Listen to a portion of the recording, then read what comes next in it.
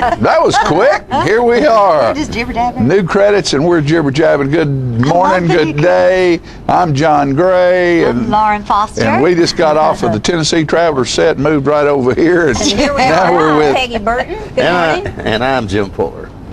We're going to have a new rule here that. Oh, what is it? That we can't tell stories? Well, you can't. You guys get to talking before we ever go on the air, and all the best stuff happens before we ever hit the air. When we first started doing the show, John and I never talked to each other before we went on the air. It's probably smart. You know. But you know, it's hard for me to start talking in the morning. I'm not a real heavy talker in the morning. And a lot of the things we say before the cameras are on are really not suitable for television, Jimmy. they are, but not this television. But today they were. Oh. Yeah. Probably. My husband always got up. Ralph, he always was talking in the morning. He was up, and I got up, but I wasn't talking, and I would just say, shut up. Shut the door. But it's hard for me sometimes to be talking in the morning. I think I was talking to Jimmy after you left last week about how I thought that Peggy and Ralph were such a great pair, because Ralph was just laid back, always with a smile on his face. Peggy's running with her hair on fire, you know, and Ralph is just smiling and laughing and going, you reckon there's a rum and coke around here? He brought a lot of laughter into my life. He was a wonderful, wonderful man. What a good guy. As Bart would say, sometimes I envy his ability to lark about. Yes. So Bart, so did you ever inherit that quality from him? Oh, maybe so. Maybe we don't know. You know, your mother doesn't know everything. Right. Well, Bart's had to be a pretty strict, on the line, serious kind of guy. He might not have had a whole lot of lark about time. I think my daughter has a lot of Ralph's traits in smiling and a happy personality and easy to be around. Yeah, I always Shannon's say she takes care of the fun. home front, he takes care of the world, so we're in good shape. You know, John always had a really easygoing personality when he was running the What lab. happened to you? Well, you know, I'm talking about when he was running the Illusion. He just was always even keel. But John had about 20 women working for him in the lounge. And so John would cruise through the whole night, and everything was fine, and you'd think everything was just absolutely wonderful. And as soon as we closed, he'd go in the office. He'd start pull his hair out. Yeah. What's that about? Well, 20 girls Get running. things done. So Well, you know, I think everyone, when they graduate from high school, male and female, before they go into the military, because I think they all need to spend a little time in the military, should have to work at least 6 months in a restaurant. For tips. Oh, yeah. To understand what it's like, because that is the one place where you work for the public, where you see them at their worst and at their best. Plus, it is very, very physically difficult work. Sure it is. And I think people need to understand how hard a job that really is. And they also need to understand that the waitress doesn't do the cooking. Right. You know? No. A lot of people complain, I didn't like whatever this is. But it is. And they also need to understand that how the waitress goes home and feeds her children, because most of the time there's not a husband around where they are. Is by what you leave on that table right there. Yeah. And it would make a difference to the rest of the world that has never had to walk in those shoes to walk in them. You're right. Now, did I also hear you say you think some military service should be mandatory? I think people need to spend a little time in the military.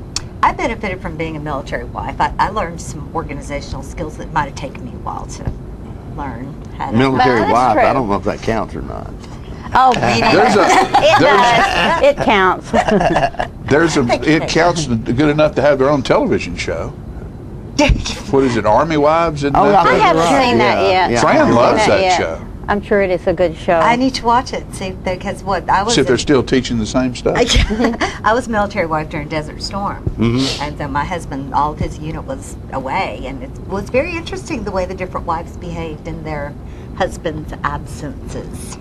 But I think I can maybe imagine. You want to elaborate further on Yeah, that? no. Well, I was being a Specifically? good girl. Oh, okay. I got us out of debt. I went to school full time. I worked 2 jobs. I was a good girl Yeah. for 9 months Yeah. good girl. of my life. 9 whole months. That's Lauren was a good girl. Yeah. That's right. That's phenomenal. There's a lot going on between Hank Williams Oh, yeah. saying what he said and all these people on the Republican side.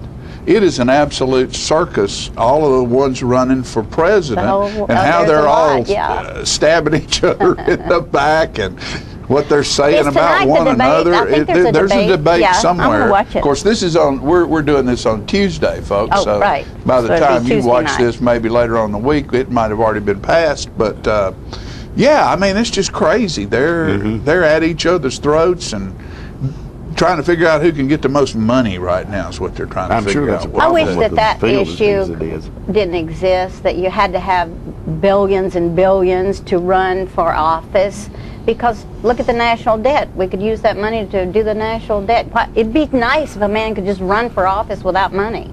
And weren't those offices created, and this is an honest question, for an opportunity to serve the public? Aren't they supposed to be public servants? Well, they are, but it's evolved now to so where Well, it's of course so they need, partisan on you either know, side. they need money to be Good there, but And I don't know how much money he spent, but when President Obama won in 2008, he raised $795 million. I know, it's a lot of money. His organization did. That's a tremendous amount of money, and this year it'll probably take $1 billion probably to just run. to Yeah. be able to. That's make just that phenomenal raise. to me. So, Such It's outrageous.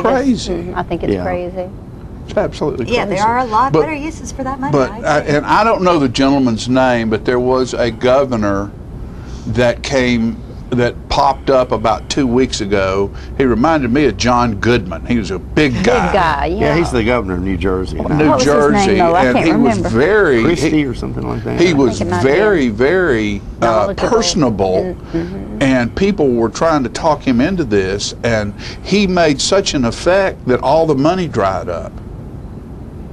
Because the people who had money that these other candidates were trying to get their hands on were watching this guy and going, well, I'm not giving money over here if this is Until going I to be the find out, one. Yeah.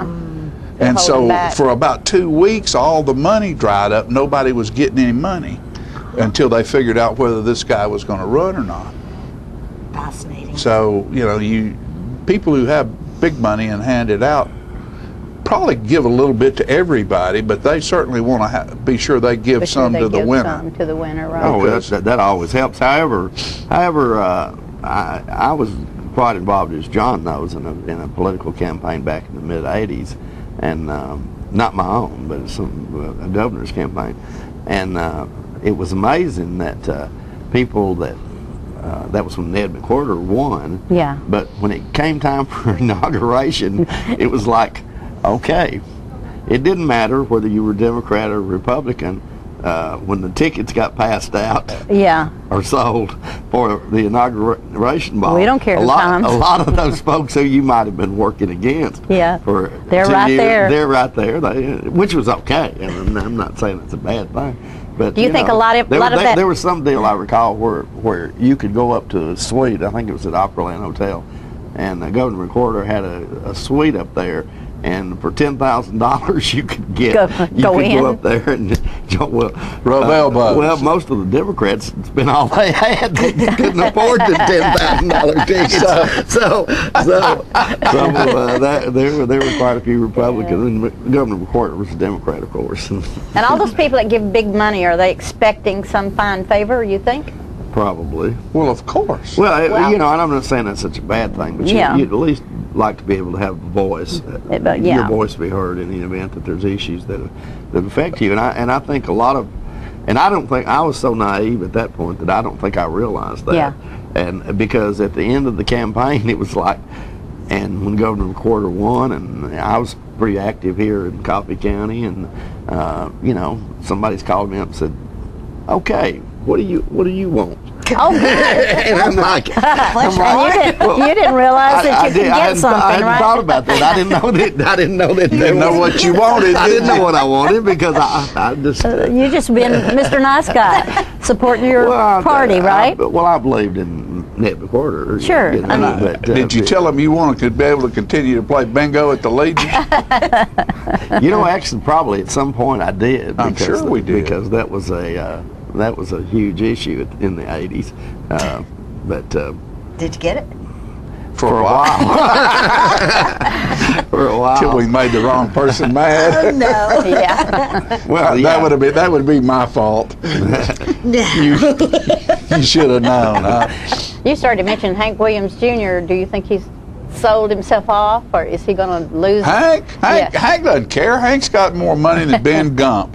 He doesn't care what ESPN thinks. He's already written a song. He's in the studio What cutting was the it name right of that? now. Do you remember? I don't know, I but they saw a bit cut of it. that. They've already cut a song. Yeah. And everybody in this country will buy it. Every country boy in the United States will download it. Yeah. It'll be played everywhere. It might not go #1 anywhere, but he doesn't care. He doesn't He'll care. make it. No. He'll make a money ton of money off of it. Whoopi Goldberg agreed with some of the things he said on The View.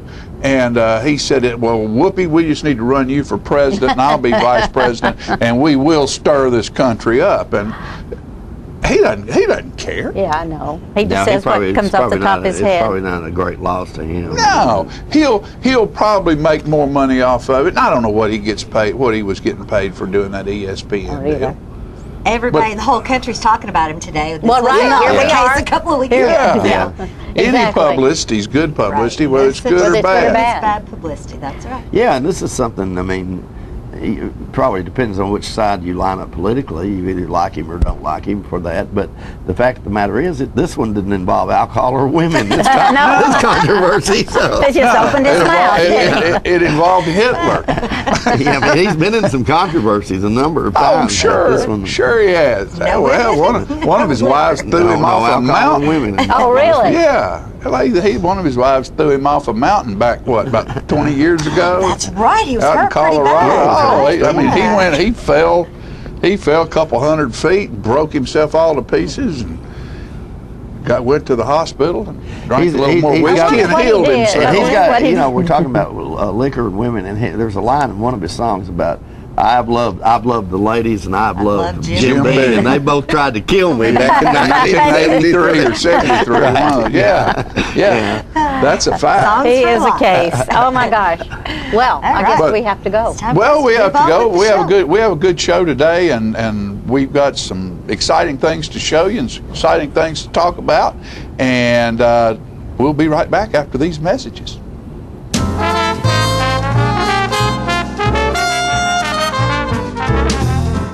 Why Traders Bank? The convenience of 5 locations near you. 2695 Deckard Boulevard, Winchester. 1207 Hillsborough Boulevard, Manchester. 1602 North Main Street, Shelbyville. 412 West Lincoln Street, Tullahoma. 120 North Jackson Street, Tullahoma. Why Traders Bank? The service of 61 friendly, knowledgeable employees meeting your banking needs. We're Traders Bank in Winchester. Come see us. We're Traders Bank in Manchester. Come see us. We're Traders Bank in Shelbyville. Come see us. We're Traders Bank on West Lincoln Street in Tullahoma. Come see us. We're Traders Bank. Come see us. Why Traders Bank? The stability of 122 years, locally owned and operated, banking under the same name. Traders Bank. Why Traders Bank? Because you're welcome here.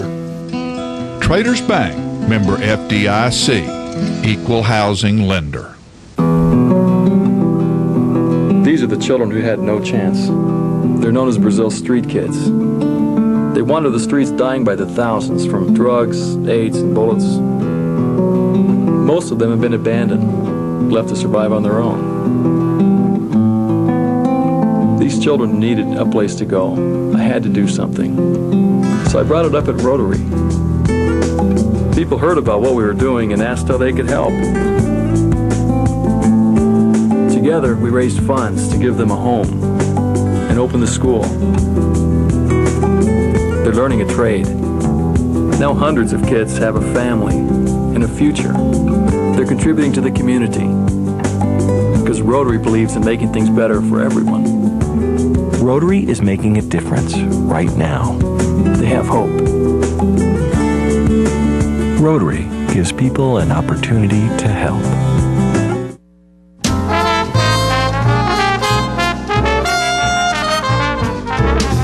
Hello folks, John Gray here in the balcony of South Jackson Civic Center, talking about the history and the past with a fellow that knows the history of music and country music about as well as anybody I've ever met, Mr. Jason Petty. Thank you for saying that. I'll pay you later. All right, buddy. Jason is a unique individual in that he has studied Hank Williams Sr. to the point that when he does a performance, and I want to say this to you because I said it to a lot of folks after your last performance here, the show that you did here was probably one of the best shows I've ever seen in my life. Thank you. I appreciate you saying that. And if you will allow yourself to let Jason Petty take you into the person of Hank Williams Sr., he will do that for you, because before the show is over with, I would have sworn Hank himself was standing up there. Thanks, man. I appreciate that.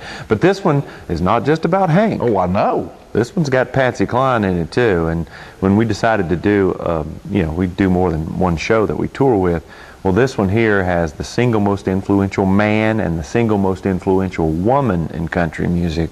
I like to say that Hank Williams got country music started. There were people that were before him, but he was the first huge superstar of country music. Well, Patsy Cline came along and saved country music, because rock and roll came along in the mid-1950s, and country music was going down. Radio stations were changing over to rock and roll. That Elvis Presley guy was everywhere.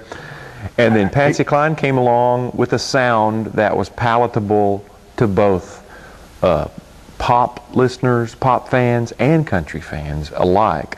So she was one of those first real crossover artists that had a huge appeal. I mean, you can say the name Patsy Cline and everybody in the US of A will know who Patsy Cline is. You say Hank Williams, people say, Junior? You talking about Junior? But if you say Patsy Cline, everybody knows who this woman is. Right. And the first half of the show is Hank Williams, second half of the show is Patsy Cline, and the girl that sings Patsy Cline for me is Carolyn Martin, just a wonderful singer out of Nashville that I've had the honor of singing with her for several years now, and she just does a wonderful job. Now, do the two of y'all do any songs together? We do I Saw the Light. Any duos there? At the end of the show, we do I Saw the Light together. Patsy recorded a lot of religious songs, on her albums and other things like that. But Hank wrote I Saw the Light, and Hank had a spiritual side himself, and he wrote a lot of, he had a pseudonym actually called Luke the Drifter, where he recorded a lot of his religious music. But I Saw the Light's one of the most famous of his spiritual songs, and she and I will do that one together on stage at the end of the show. Well, this show is going to be, this is it's the 20th. The 20th. It's on Thursday. It's at South Jackson Civic Center, and it is on a Thursday because that is a great night that typically does not have a whole lot of activity planned. Right. When people have gotten so busy that their weekends, their Fridays, their Saturdays with their children and what society demands you to do, a lot of people are working on those times. Mm-hmm. Thursday night seems to be a really good night to catch people when they don't have a prior engagement, and they can come and be completely, folks, and I'm talking about be completely entertained by a consummate professional, and I'm sure the young lady is the same, or she wouldn't be hanging around with you. Well, I wouldn't say that. I mean, she sang with the Time Jumpers. She's one of the original members of the Time Jumpers out of Nashville. Yeah, she's not with the group anymore, but she was with them for, I don't know, 7, 8, 10 years, one of the girl singers.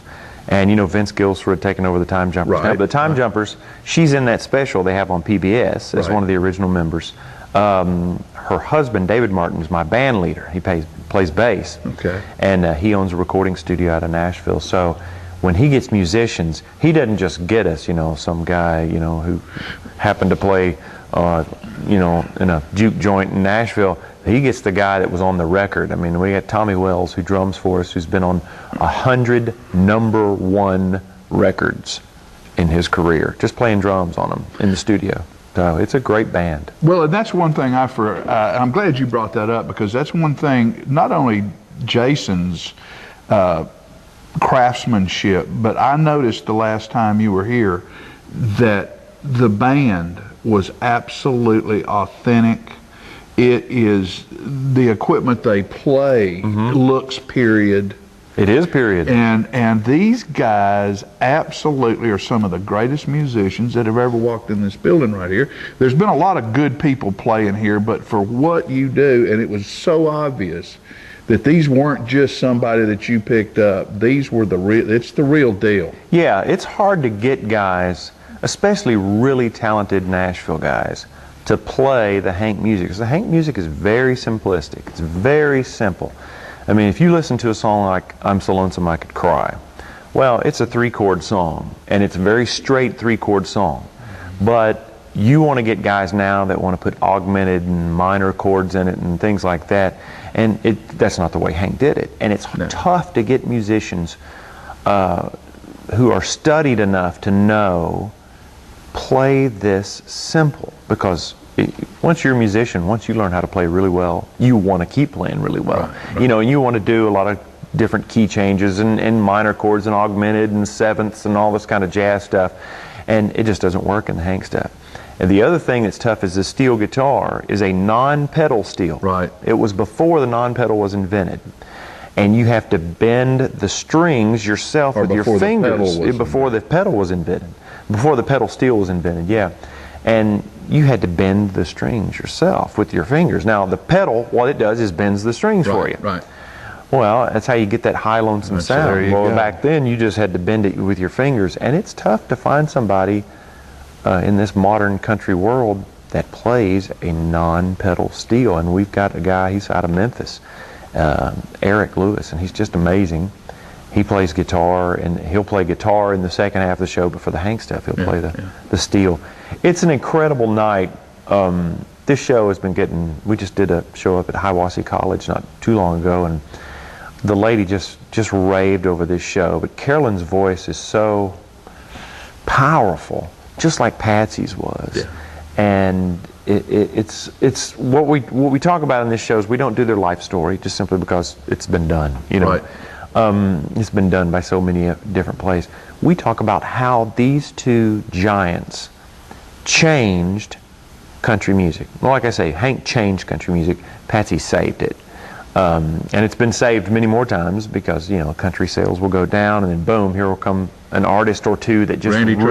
Randy Travis. He's the guy that got me interested back in traditional country in the late 80s. He and Ricky Skaggs. Right.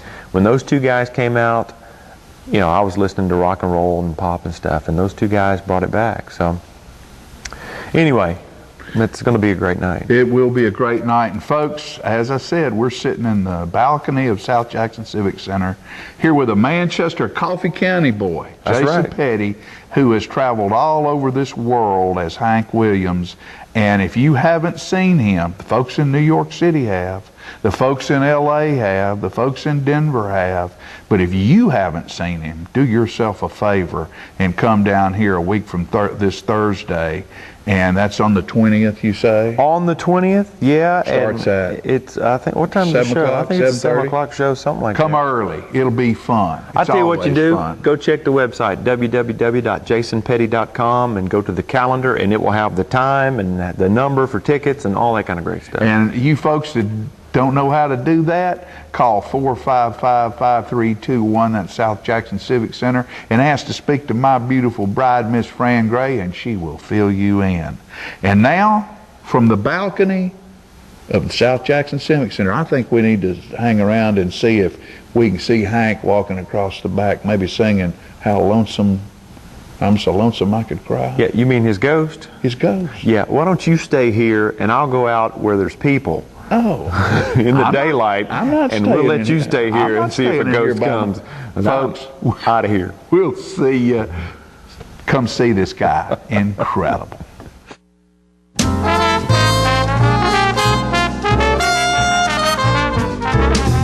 I'm Lori Thompson. And I'm Mike Thompson, and we own Thompson Ford in Tullahoma, Tennessee. Lori and I bought the dealership back. It's on Highway 55.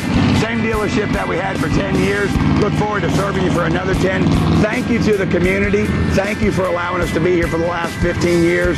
Thank you for having us raise our family here. Thank you for all your support. It's been a great place. It's a great place to live. Look forward to living here. Put me in the ground here. I'd be proud to do it. God bless America, and God bless Tennessee.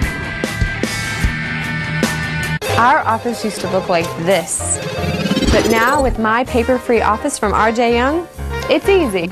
We've made all of our files electronic and stored them in our virtual filing cabinet, which gave us tons of space. And Bob here, a big promotion. Melissa can pull files in minutes and spends hours on Facebook. And Kyle's confidential files stay confidential. We're not totally paper-free, right? My Paper-Free Office from R.J. Young. It's that easy.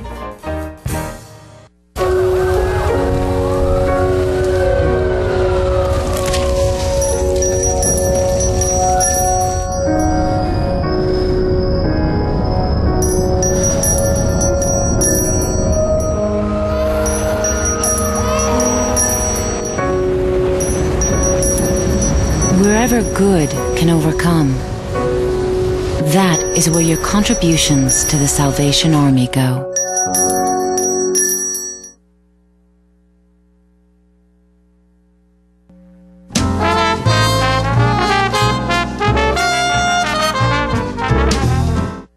All right, ladies and gentlemen, welcome back. And yeah, I'm excited today because I can remember when I was young, and that's been a while, that there was a place in town where all kinds of stuff happened, and it was a place by the name of Wade Field.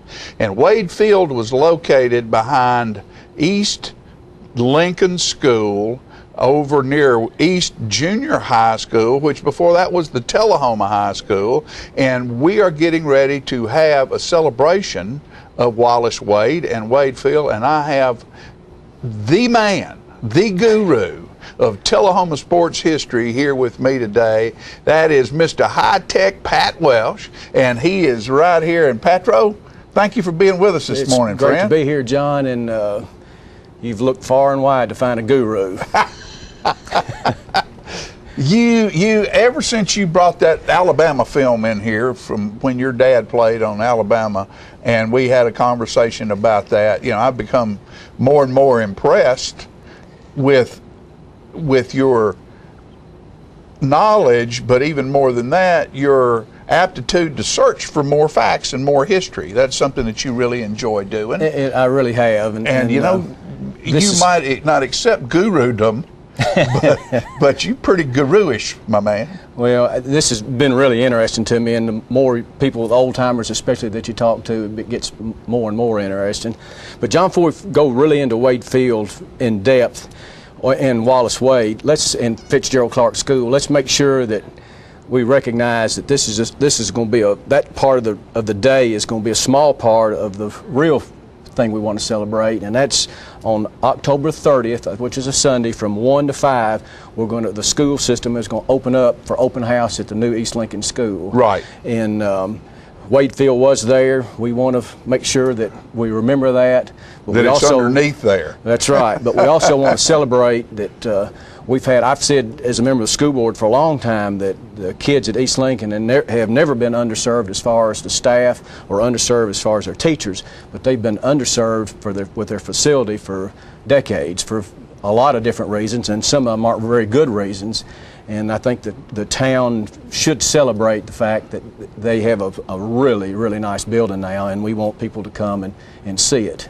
And then the Wade Field celebration and Wallace Wade denotion will be just a part of that. Right. And 56 years ago, when I entered the first grade, I went into that school building, East Lincoln School, and the only thing that I know of that's changed in that 56 years is there's been a gym added, There's probably been a cafeteria added, was off the backside, possibly, and the windows were closed in. There were 6 classrooms built in the gym addition, and we were able to save that area. Right. Everything else was raised. But that everything else other than the gym addition that was saved had been there for, I was there 56 years ago, and it was there when I got there. So John, you'd be surprised, there was, in part of that old part, there was an addition to jack the floors up that was so novel under Dr. Embry's time that it was written up in school facility magazines. And even that area still had to be raised. Still had to go. Right. Still had to go. Right. And there was a lot, there was a lot of material taken out of that area. And I think the Prince boys had that contract to get rid of that. The Prince boys were still working yesterday. Still working yesterday on their grading and trying to get the front starting to look good. It looks great. Really, and from East Lincoln, it really looks good. It's a good looking really facility. pretty facility. Yeah.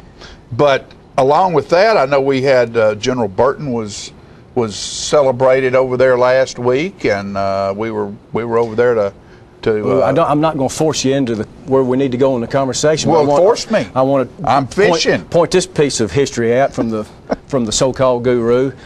General Burton was raised, I believe, Miss Burton is back there in the back somewhere. I believe it was on the corner of Summit and Grundy.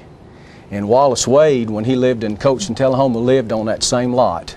Really? So the dirt there must have something in it. Good dirt. That's right. It's got some good dirt because he went. Well, we'll get into that in a minute. Now, where are we going now? Are we ready to? I believe we're ready to start back on Wallace Wade. On Wallace Wade. Okay, there's a picture right there. Wallace Wade, and I've got, that's a cover from a book written, the definitive, really, biography of Wallace Wade is written by a gentleman named Lewis Bowling, who is an instructor at Duke now. And he's written a really nice work. And the 3rd chapter is about Fitzgerald Clark School, which was the school on the East Lincoln block there. And there's a whole lot of information about Tullahoma in that chapter, and as soon as I read that, then I was pretty well hooked. Yeah, I can imagine. Right. I can imagine. There's a picture now, John, of the old Fitzgerald Clark School. That school building there, it looks like it's about 3 stories high with those turrets and so forth in it. That was built by the city of Tullahoma in the late 1800s. My goodness. And was leased to several different schools and colleges. And none of them lasted in that building more than 3 or 4 years until Fitzgerald Clark came there. Fitzgerald and Clark were 2 individuals that were headmasters of a private school in Trenton, Tennessee. Wallace Wade came from a large farming family in Trenton, which is a rural town in West Tennessee, and was one of their students. They heard it. There's some more pictures of Fitzgerald Clark School during the I believe the early 1900s. But it's a baseball game going on. The main building is in the background behind the trees, and the old East Junior High gym was their gym, but you can see it on the right side of that. That's the old gym that wasn't torn down into about the 70s, and that at that time, John, had an indoor swimming pool.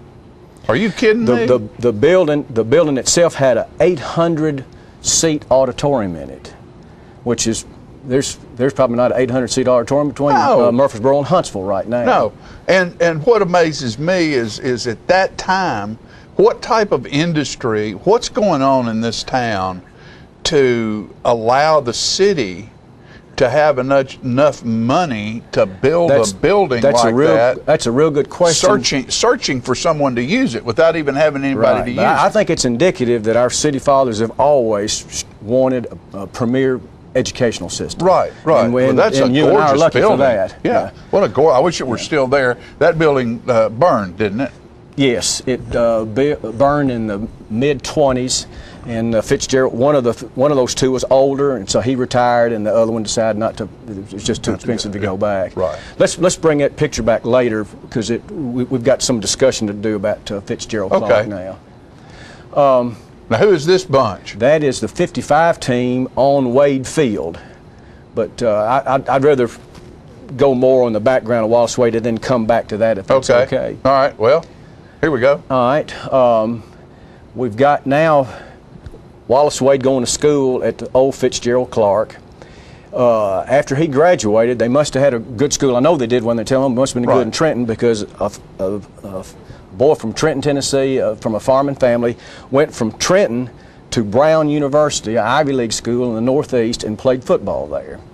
And after he graduated, World War I was in session, and he enlisted and was made an officer, but never deployed to Europe.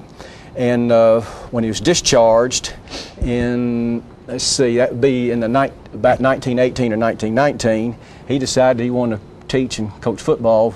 And I think much of a little bit of disapproval from his family, who wanted him to do something other than coach and football? teach. Yeah, but Fitzgerald and Clark had since taken this cheap lease offer from the city of Tullahoma and had moved to Tullahoma.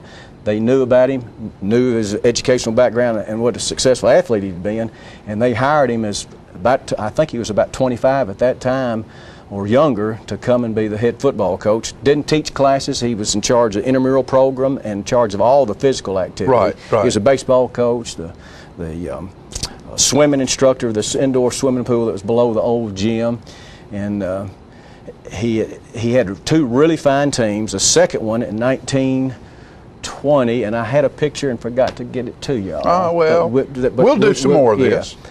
That team won the state championship. And I got with Tommy Allen, who's sick right now, and we wish him the best. But that team was undefeated, of course. The first 3 games, I made note when I looked at Tommy's records, they were all shutouts. And the minimum points scored by Fitzgerald Clark School was 53 in that first 3 games. And one of those teams that they beat was Montgomery Bell Academy, or MBA. And they never have been famous about looking to get beat. So he really had a good team, and they had, I think, 11 players to commit to play college football. One of those got pneumonia in the spring and died, but the other 10 all played, and they were divided just between 4 schools, mostly UT and Vanderbilt, and one went to UT Chattanooga and one went to Washington Lee, which was a powerhouse in Virginia at the time. One of those, his last name was Bomar. And if we got with your daddy-in-law or some of these old-timers, they could tell you what his first name was. But he made Walter Camp's All-American team, which was just 11 players. A guy from Tullahoma was pretty good. At Fitzgerald Clark School. Was one of the best 11 in America within 3 or 4 years after he finished here. He wins the state championship and is widely recognized. And Dan McGugan was a real successful coach at Vanderbilt at the time. And he hired Wallace Wade to coach his defense. Vanderbilt was part of the Southern Conference then, and about 2/3 of what's now the SEC was in this conference, and about 2/3 what is now the ACC was a part of the Southern Conference. There was over 30 teams in there, and Vanderbilt won the Southern Conference in 1921 and 1922, while Wallace Wade was his assistant. So he gets more recognition, and Kentucky and Alabama both showed interest in him. He went to Kentucky first, and supposedly, whether it's fact or fiction, we don't know, but Lewis Bowlings mentions this in his book, that he thought the Board of Trustees met too long, considering him, and he barged into the meeting and told them he was leaving and that no team of Kentucky would ever beat one of his. And of course, Wallace Wade had a really long career at Alabama and then at Duke, and Kentucky never beat either team. Either team. That's right. So he was a man of his word. He went to Alabama then, and his first season at Alabama was in 1923. He won the national championship in 1925, and they became the first Southern team to ever be invited to play in the Rose Bowl. That would have been the Rose Bowl of 26 following the 25 season. Game. And they played Washington as a heavy underdog and won 20-19. And I've seen a picture of the train arriving back in Tuscaloosa. That'd been a pretty good trip at that time. Oh, and it was can just you bedlam. imagine? It was just bedlam. It was a really, really big deal. And I think be good for all of us to remember is that a guy that was the first coach to be invited to the Rose Bowl from the South, and then the first national champion, I think, from the South at the time. 5 years previous, he coached on Wade Field, which now was Wade Field, and taught and coached at Fitzgerald Clark School on the property of East Lincoln Elementary, and lived and General Burton's on his lot on the corner of Grundy and Summit. Now, it's a really interesting story. What amazes me, Pat, is you think, how many years would it take in today's athletic environment for a coach to go from coaching a team in Tullahoma, Tennessee to a national championship team in Alabama? It's of course that's a different day and time. Well, I know, but 5 years, I guarantee you couldn't do it in 5 years. No. And Lewis Bowling, if at all, the author of this book, that's going to come to the October 30th deal, he has researched his salary when he went to Duke. He coached at Alabama from the 23 season through the 30 season. He became disenchanted with the president and didn't feel like he was committed enough to football. And Duke hired him. We need you, Wallace Wade. Come back, Wallace. Come back. Come on back, son. Duke hired him. We need guys like that. I think for a set salary and a percentage of the gate ticket sales, which you'd think now somebody else would jump on that in today's time. A guy that goes in a place that's down, that could be pretty significant income if you get a percentage of the increased gate. But anyway, in today's money, Mr. Bowling is calculated that he was hired for about $4.6 million, and Wallace Wade said he felt like Duke was making more commitment. Well, there's 4.6 million commitments right there, I guess. But he was very successful at Duke. His 1938 team was unbeaten and unscored on. So unscored on, and say that's within what? Wallace is the man. Yeah, 15 or 16 years from the time he lived on the corner of Summit and Grundy. He was coaching at Duke on a team that was unscored on. I wonder what kind of hat did Wallace wear? That's Wallace. Well, this is one of them they wore there. And it doesn't have any houndstooth on it, does it? No. You folks down there, wear the elephant. Y'all need to look a little bit before. Well, his nickname was the Bear. And, was it? Some of his players named him the Bear. He was really an old school kind of guy. Yeah. Real disciplined, matter of fact, not much in any fluff. At Alabama, he won national championships also in 27 and in 1930. And but one of those players back then ended up becoming a Western star, Johnny Mack Brown. I'd never had heard of him until I remember that name. He was really big in Hollywood and a really good football player and a really nice looking guy. Ends up in Hollywood, and somebody from the media interviewed Coach Wade about it and said, what do you think about Johnny Mack Brown now appearing in the movies? And he said, I guess everybody's got to make a living somehow. And then went on to the next topic. He wasn't all that impressed with Hollywood. Somebody needs to make a movie about this guy. Oh yeah, it would make a neat story. It would make a great story. Well, what is interesting to me is I remember going to ball games at Wade Field. My brother played at Wade Field in high school. Let's go back then. We've gotten him to Duke, and Duke's stadium today is Wallace Wade Stadium, but it wasn't the first one, because after Fitzgerald Clark burned, I believe the high school education in Tullahoma was completed at what's the old South Jackson building at the time, and they built what became East Junior High and was Tullahoma High School. Right. It was erected either in 27 or 28, and I'm almost positive that the old football field then that became Wade Field was named Wade Field in 1928. Yeah. I have to go to my cheat sheet now, John. Of course, the high school moved to Wilkins Stadium on Jackson Street in 58, I believe it was. But I got, using Allen's records, I looked, and from 36 to 55, there were 3 coaches, Lloyd C., George Swing, and Creed McClure, who, of course, you and I would be really familiar with. Maybe sometimes with some office visits when he was principal. Oh yeah. Osteen's usually the one who, Whitaker took us to the office.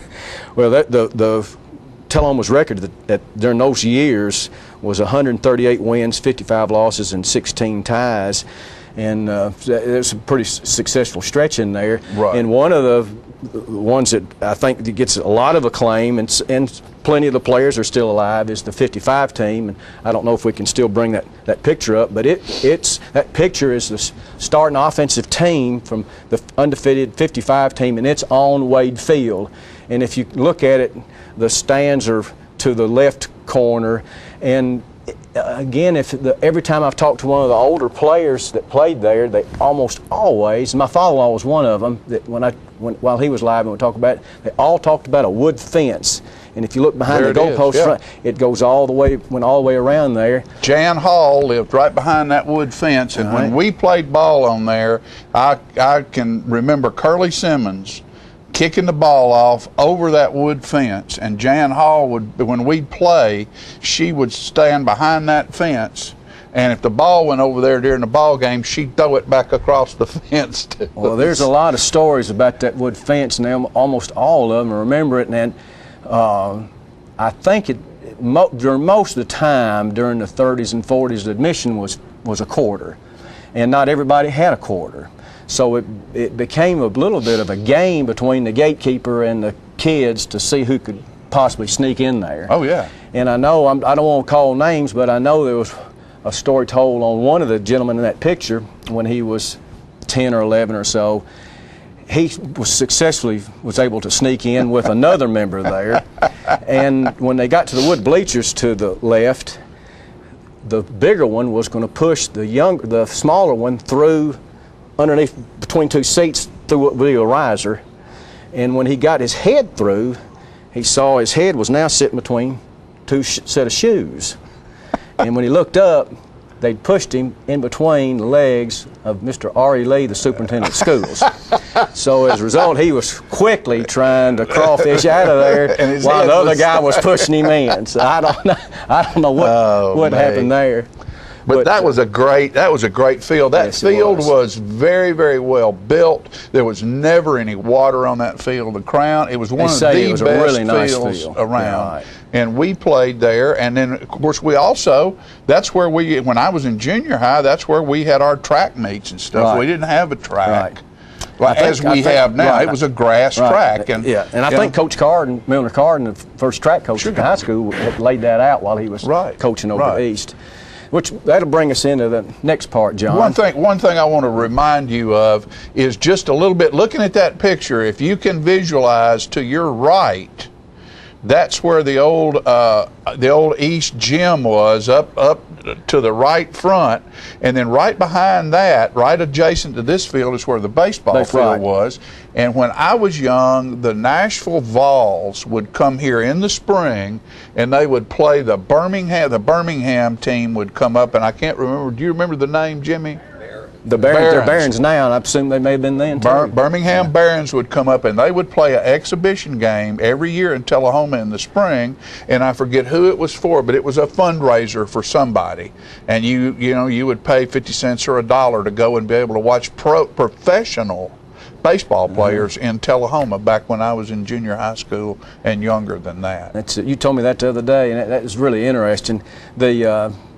And they all say, and you may be able to remember this too, that there was a left field fence and a right field fence, but center field was where those big oak trees are, and it was open. Yeah, there was no fence back there. Raymond Welch, that was it's Daryl's father and Stan's father, was he was on that 55 football team. He was also played baseball, and he was telling me a story of he hit a ball that was deep, he said, for him, but when he got to second base and looked over his shoulder where the ball was, it was bouncing around in those roots down there in the oak trees. So, he just kept on going. He just kept on cooking. That's right. That's right. All right, Pat, what else do we need to cover here before we I think we can wrap her up by then going back and telling you that we're going to have the open house for East Lincoln is going to be Sunday, the 30th of this month of October. Right. That starts at 1. At 2 o'clock in the cafeteria, we're going to have a reception. And I've talked to or emailed to at least 3 granddaughters and 1 great-granddaughter of Wallace Wade. And a whole lot of the family members are going to come. Wonderful. They're really interested in this. And Lewis Bowling from Durham that wrote the book, he's coming. And at 2 o'clock, we'd like to have a little reception of people that played at the high school on Wade Field, the people that played at Davidson Academy, the School for African Americans before integration in '66. They played on there, and there's a real rich history of their games there. Very rich. My father-in-law, he used to tell that he never would admit sneaking in, but he did say that on Thursday night, when Davidson Academy played before the Friday night high school game, that they would sometimes go and at least cheat by looking through the gaps of that wood fence. Yeah. And there was a gentleman There were knot holes in that fence. There was a gentleman named J.C. Holland that he said could throw a football just 20 or 30 yards farther than anybody on their team. There was some very, very good football played there. Right. And then after those, then of course it became East Junior High at that building, and Coach Carden had several really good teams. In fact, he had a stretch, I think 29 straight games where they won, where half of those had been on Old Wade Field. When I was there, we didn't lose but one ball game in 3 years. He had a really successful career, again, most of it on Wade Field. And some of his wins would have been at Wilkins Stadium later, but a lot of them were on Wade Field. Yes, sir. Yes, and so we'd like to have, and we're inviting now, and going to do it through this show and through the newspaper and through everywhere we can, anybody that played on Wade Field, from the THS, from the high school, from Davidson Academy, and from East Junior High. Ms. McClure is going to come and fill in for Creed. Yeah. What a lovely lady. Right. I'm going to go see Coach Cooper, and hopefully he'll be able to come. Coach W.C. Cooper, that the field on Jackson Street, Wilkes Stadium, is named for him, but he also coached the last game for the high school for THS on Wade Field. On Wade Field. And we'd like to. We want Coach. I've already talked to Coach Carr, and he's going to come. Oh yeah. So we'll be there. We'll have people connected with all of it, and we want everybody to come and be a part of this. And then that reception starts at 2. At 2:30, we hope that we've got enough people there that Mr. Bowling can give some more background about Wallace Wade. Right. And at 3:30, we've got a marker that's one of those triangular kiosk like that's at around the caboose, and then one at South Jackson. It's triangular, of course, 3-sided. One side will have a narrative and some pictures of Coach Wade. One side will have a narrative and some pictures of Wade Field, and the other side will have a narrative and some pictures of Fitzgerald Clark School. And Wonderful. It's going to be near the flagpole in the front. Good. We're afraid we want to keep it illuminated and where it's safe. Good. And that school's built for the East Lincoln kids. Right. But we want to remember the community, what was there beforehand. Yeah, sure. Pat Welsh, the guru. Now, see, you knew a whole lot more than you thought. You need to come back a little bit more regular and help just barely us. enough to be dangerous, John. I know it. Thank you, my friend, Thank you for all you do as being a member of the school board, a businessman in the community who's supported all of this wonderful stuff throughout the years. We appreciate you and your family and all that you've done, because you've done a lot. A lot of times this guy does things behind the scenes because he doesn't want anybody to know he's back there. But let me tell you, folks, anytime you see something being done with sports in Tullahoma, if you look far enough back, you'll find this guy back there somewhere pushing and promoting, and we certainly do appreciate what you've done. That may be a little stronger than I deserve, John, but thank you. You're welcome, buddy. We'll be back right after these messages.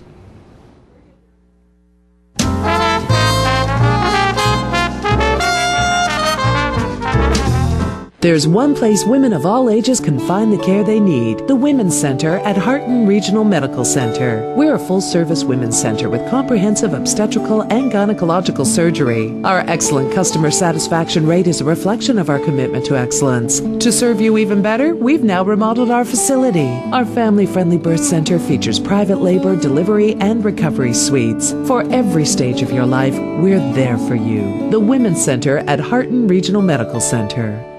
Get Tullahoma's news first, fast, and free with Tullahoma's News Leader on 6 every Tuesday, Thursday, and Saturday nights at 6, 8, and 10 p.m. Jimmy and Jenny bring you local weather, sports, community calendar events, birth announcements, and a comprehensive look at the latest news stories and news makers as only a video news broadcast can do. Tullahoma's news, get it first, fast, and free with News Leader on Channel 6, your local information network. Cutting Edge Outdoors is for the everyday hunter. No huge Midwest or fancy game farms on this show.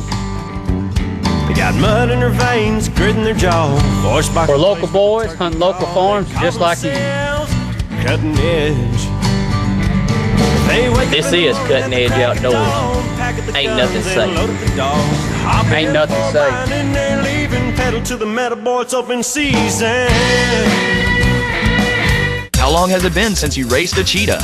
Are your tornado creating skills getting rusty? Tired of being the only one in your neighborhood who hasn't built a dinosaur? Sounds like it's time to visit the Hands-On Science Center. The Hands-On Science Center is an indoor science playground. In this museum, please touch is the rule. Join us for weekly science demonstrations on space, lasers, lizards, rocks, and a whole lot more. No two visits are ever the same, so visit often to see our ever-changing exhibits and demonstrations. The Hands-On Science Center, 101 Mitchell Boulevard in Tullahoma.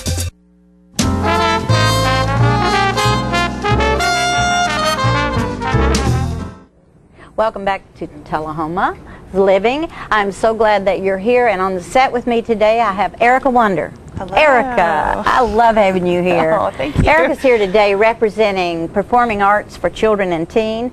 It's PACT, which is a group out of South Jackson Civic Center that's going to do we're doing a haunted house as a fundraiser for our program. I wanted to give the title. I love it. Sorry, South Jackson Elementary School. I love that. Whose idea was that?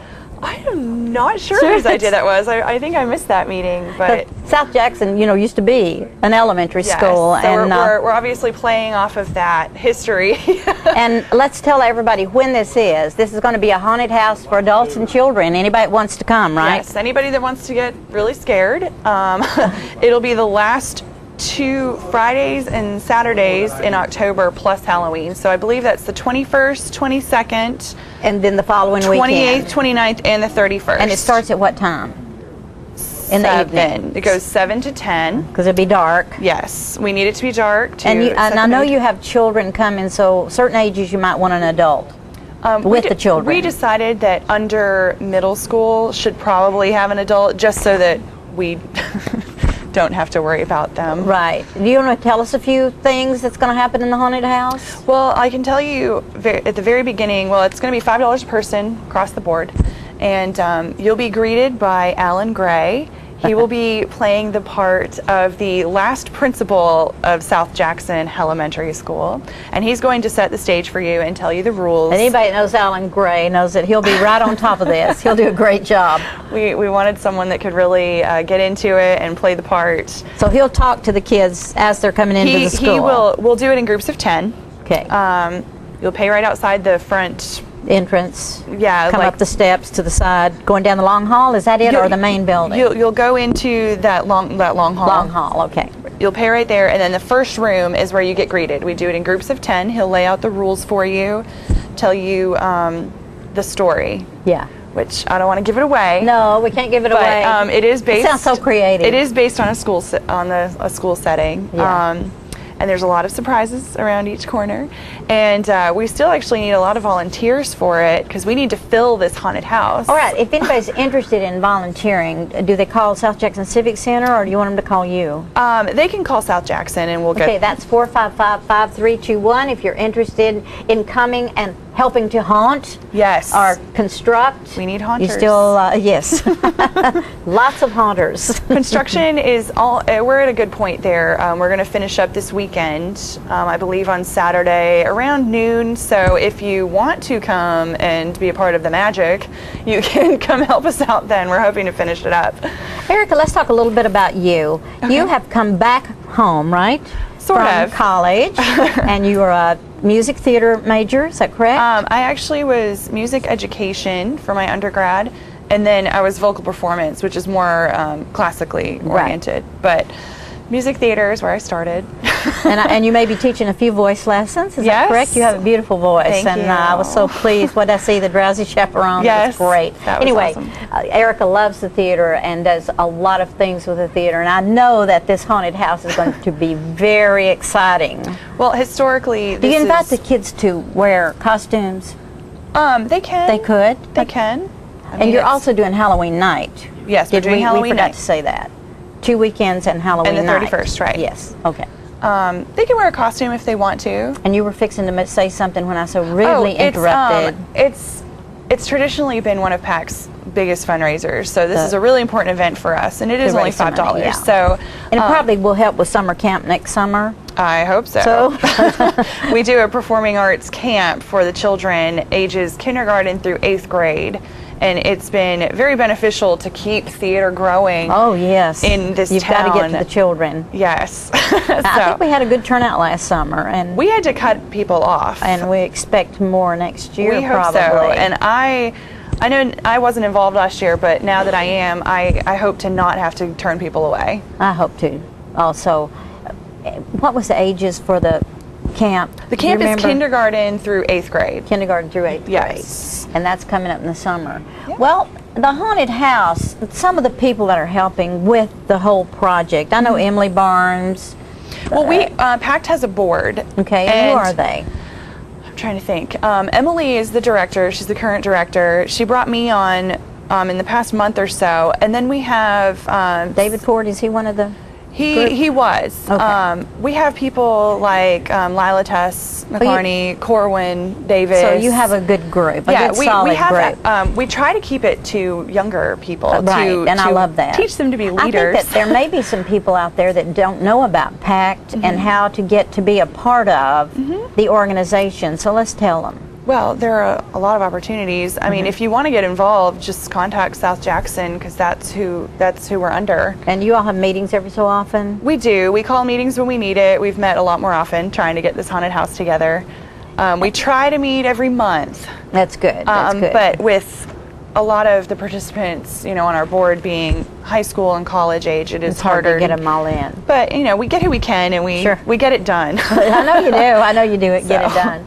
I know it's going to be fun, and I encourage parents that have children to come to this safe environment. Yes. You know that you're going to be safe, but you're going to have a great time. Mm-hmm. Oh, I should add, our haunted house has a no touching policy, so no one's going to grab you or anything. We're just, we're just going to have the creepy factor to really try and scare you. Do you think there's any truth to there being ghosts at South Jackson? I've been there late at night, and I don't know if it's just the idea of the ghosts, but I've definitely been scared. Right. But I'm a big chicken, so it's hard to say. Anyway, there's always stories about theaters having old actors or whatever that are still kind of hanging around. I hear we have a Civil War soldier, right? Maybe a janitor.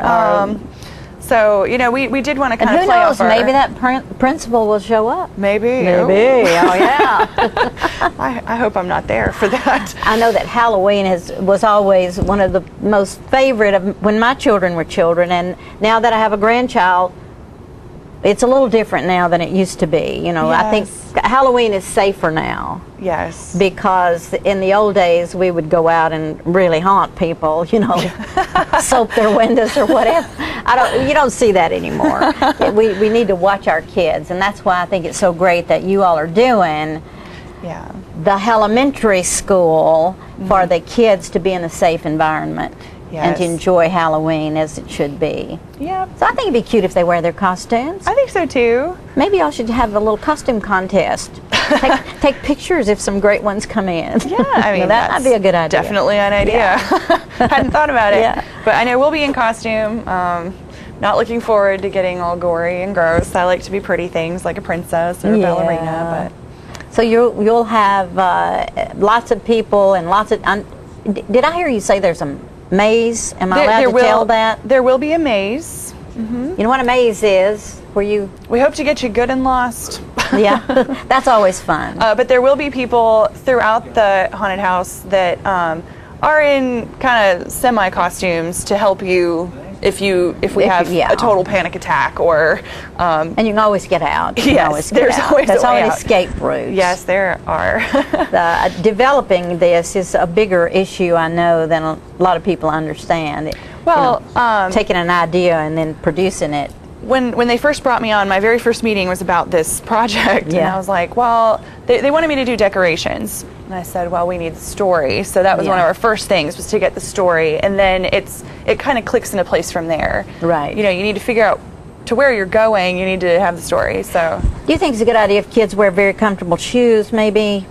Since they're going in I and wouldn't out. wear flip-flops or anything. I think I would Just wear something easy shoes that to are going walk to stay in. on. Right. I think that's always a good idea. Because it will be very dark, and you don't Okay, wanna... y'all, let's remember that the haunted house, which is, what's the name again? South Jackson Elementary School. South Jackson Elementary. I think you all will coin that and use that every year. I like it. Anyway, that's coming up next weekend.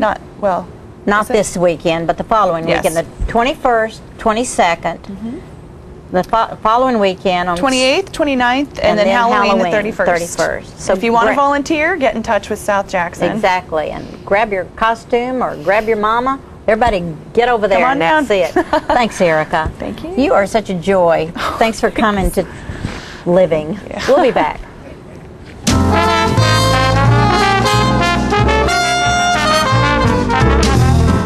Citizens Tri-County Bank has the checking, loans, savings, and traditional banking services you want. Plus free internet banking and bill pay, bank your change, Visa gift card, and lots more state-of-the-art banking services. We focus on the service and services you want. So you can bank when, where, and how you want. At our offices or from just about anywhere. Citizens Tri-County Bank, the only community bank you'll ever need. The highest standard of trust offers a sense of safety and comfort. It's established over time. You know when you see it. You know when you feel it. There's a standard of trust in healthcare. It's the Joint Commission Gold Seal of Approval. In 2003, Life Care Center of Tullahoma voluntarily achieved this accreditation and maintains it still today. Life Care, meeting a higher standard because residents matter most. This is for my daddy and the chips. Oh, say, can you see by the dawn's early light what's so proudly we hailed at the twilight's last gleaming? At Charter, we're connecting military families with free webcams and the fastest, most reliable internet speeds. Get your webcam at charter.com/canyouSee. I miss you, Daddy.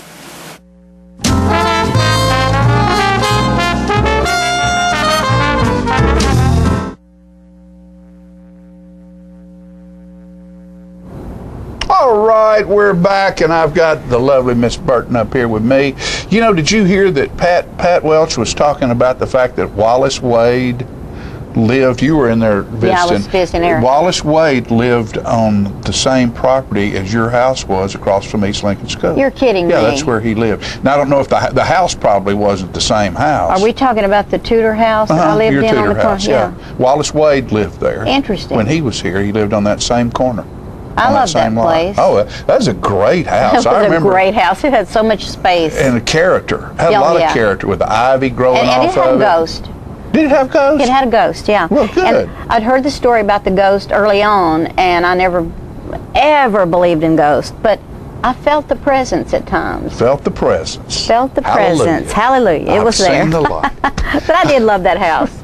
It cost us a fortune to heat. Tell me about this this thing that's going to be happening next Tuesday at South Jackson. At South about, Jackson. Laura Ingalls Wilder is the name of the production, and it's a great theater group that's coming to us.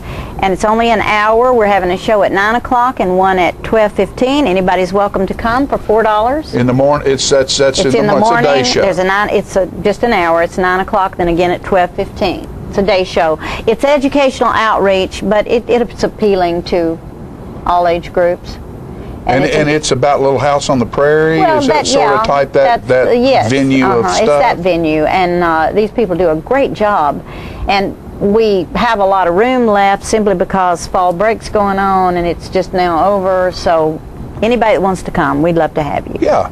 And then what we're going to do, and then of course next Thursday night Oh my gosh, is Jason yes. Petty. I'm excited about that. And He is country such a royalty. He's a phenomenal person.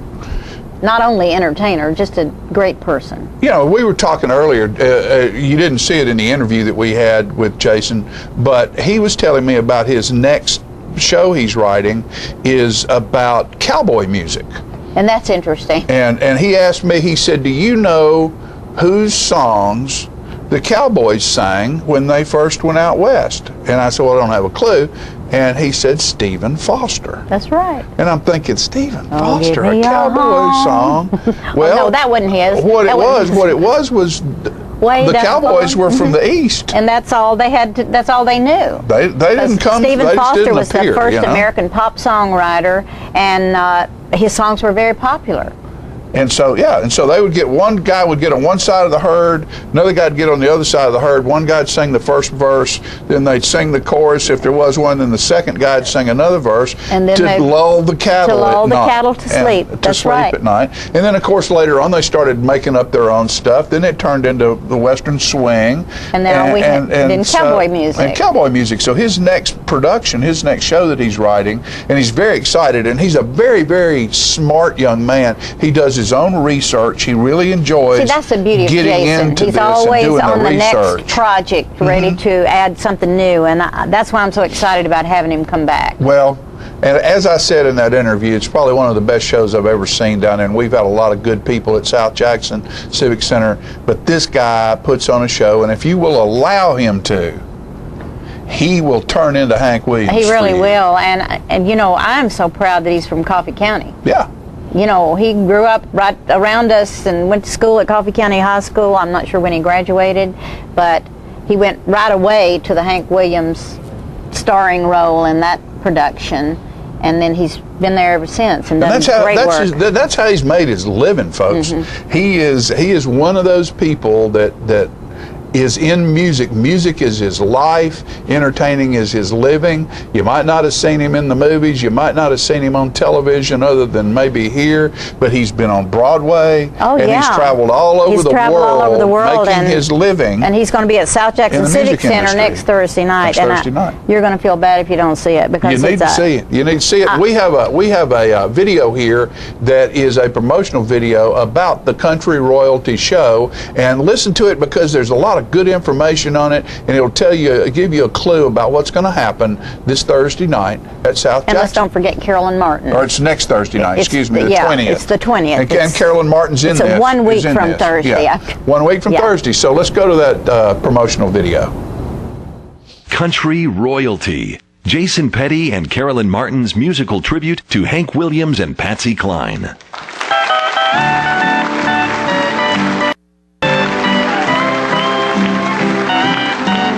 Say, hey, good looking, what you got cooking? How's about cooking something up with me? I go out walking after midnight, out in the moonlight, just hoping you may be somewhere. Jason, along with former Time Jumper star and award-winning singer Carolyn Martin, will pay homage to the two most influential singers in country music history. Your audiences will be taken back in time as Jason narrates how these two legends transformed country music in only the way Jason can. His narrative style blends history with humor and drama and has been compared to the late great Will Rogers style of family-friendly entertainment. You know, Bill Haley and the Comets. You remember that? Rock Around the Clock? Remember that song? Yes. You know, I heard him. I didn't hear him. I read in an interview one time that he did that he said he was highly influenced by Hank Williams. And basically, he took the melody from Move It On Over and added drums and electric guitar instead of Move It On Over. Gonna rock around the clock. You didn't know that, did you? I'm a wealth of useless information. And in 1961, a struggling young songwriter with a funny voice pitched a song to Patsy Cline, and it became her signature song. The songwriter's name was Willie Nelson, and the song was Crazy. Backed by a 5-piece band straight out of Nashville, Tennessee, your audiences will enjoy the stories behind these two legendary singers and be treated to 24 of their greatest hits. This show is more than a tribute show. It's a behind-the-scenes look at how Hank Williams and Patsy Cline overcame many obstacles to attain legendary status in country music history and how they paved the way for future country singers as well. Patsy Cline had changed country music into a viable, money-making business again. She had help, of course, But everyone walked through the doorway that Patsy Cline had kicked in. A now female country artist came out of the woodwork, and they were accepted heartily by fans and country radio, all because of the success of Miss Patsy Cline. She had simply become the greatest female country singer of all time. Carolyn Martin lends her emotionally powerful vocals to Patsy Cline's hit songs. These include I Fall to Pieces,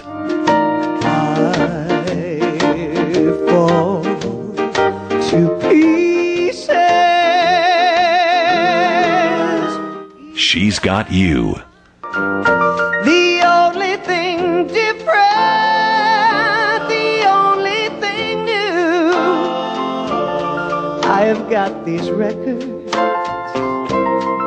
She's got you. Leavin' on Your Mind, If you've got leaving on your mind. and of course, Crazy. Crazy, I am crazy for feeling so lonely. Carolyn Martin gained notoriety in Nashville for her vocal talents with the nationally recognized group The Time Jumpers, and has been nominated and won many awards as a solo Western swing artist as well. Jason Petty gained national attention as the star of the Ryman Auditorium and off-Broadway musical hit Hank Williams' Lost Highway. Jason has written and starred in his own musical hit show, Hank and My Honky Tonk Heroes, since 2001. His talents have been acclaimed by the New York Times, Rolling Stone, USA Today, Billboard Magazine, and many, many more. His historical knowledge of country music, combined with his front porch delivery style, have won him fans from New York City to Hollywood and all points in between. He also delivers dead-on versions of Williams' legendary hits, such as Your Cheatin' Heart, Your cheating heart will take on Jambalaya, Goodbye, Joe, me gotta go, you're my old. Me gotta go, pull the P-road down the bow. I'm So Lonesome I Could Cry, Like me, he's lost the will to live. I'm so lonesome I could cry. and I Saw the Light. I saw the light, I saw the light. No more darkness, no more night. There are no two greater legends in country music history than Hank Williams and Patsy Cline, and no two better performers than Jason Petty and Carolyn Martin to bring their stories and songs alive again. The subject and sound are second to none, and audiences all over the country have already given the show a big thumbs up. The music is timeless and reaches across boundaries to appeal to every music lover. It's as educational as it is entertaining. Make sure your audiences don't miss out on this spectacular musical event. In real life, Hank and Patsy never shared a stage together. But now they do, in Country Royalty. Call Charles Ray at Music City Artists and reserve Country Royalty today. The number is 615-500-6040. Visit www.musiccityortists.com or jasonpetty.com for more information. We love you. God bless you. Good night, everybody.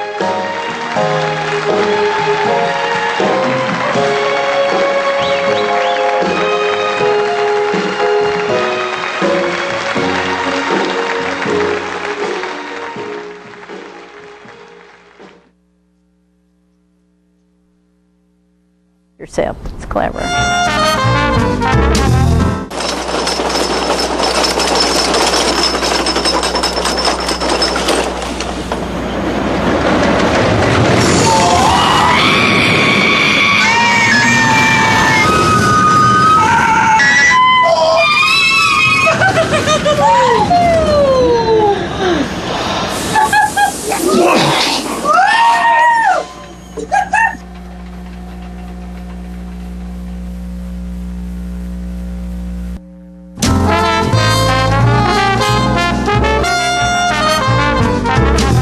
Oh, hello, ladies and gentlemen. This is the Pink Uh-oh. I just knocked the tree over. This the paint doctor. I got the color wheel. Now, you know what a color wheel is? It is the wheel at the paint works where you pick all your colors to paint your room. It could be a multicolored beard. It could be a underarm fan.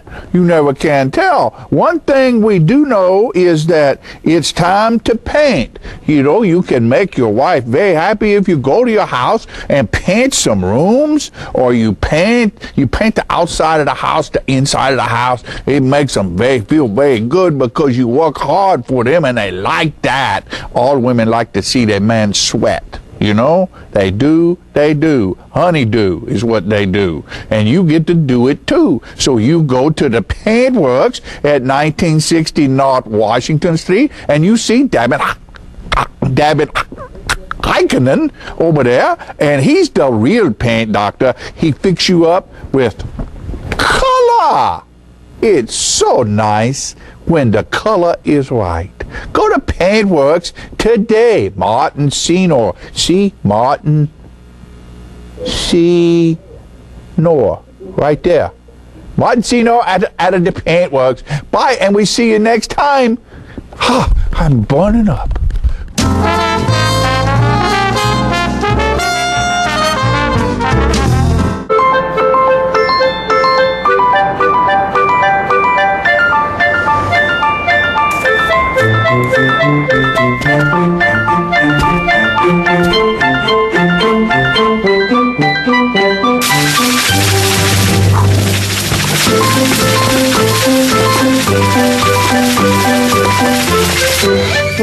Doing whatever it takes to respect our customers' homes. Just one more way Charter is obsessed with serving you better.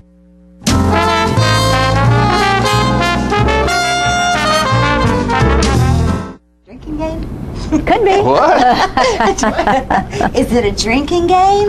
Yeah, whatever. We've been playing games. We've been singing songs about rain. Songs about rain. It's raining outside. I know, For the first time and in it's kind of quite some nice. time. Yeah, we needed This is it. filmed on Tuesday morning, by the way, so Yes. don't look out and be confused if it's Saturday night. Yeah, don't Because think it we're won't be crazy. raining on Saturday night. No. I'll tell you something that is happening on Friday night, though. What's that? Tullahoma High School Oh, is playing Shelbyville. Whoa, that should be a good Football. one. Big game.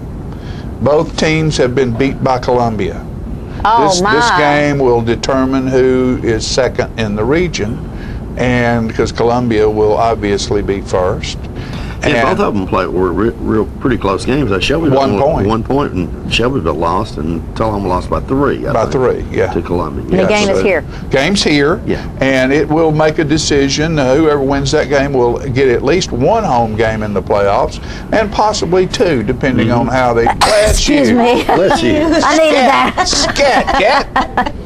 That's what happens when you get a haircut. She's allergic to rain. But we want to make sure that as many of you people as can, because the rain will be over by Friday. Right. And it's supposed to be, the weather's supposed to cool down a little bit and get So it'll be really real good- fallish. It's good going to be football weather. Going to be 60, upper 60s or low 70s during the day and 50s at night. Just perfect weather for this time of year. That's great. And it's going to be a lot of fun. So you folks make sure and get to that football game on Friday night.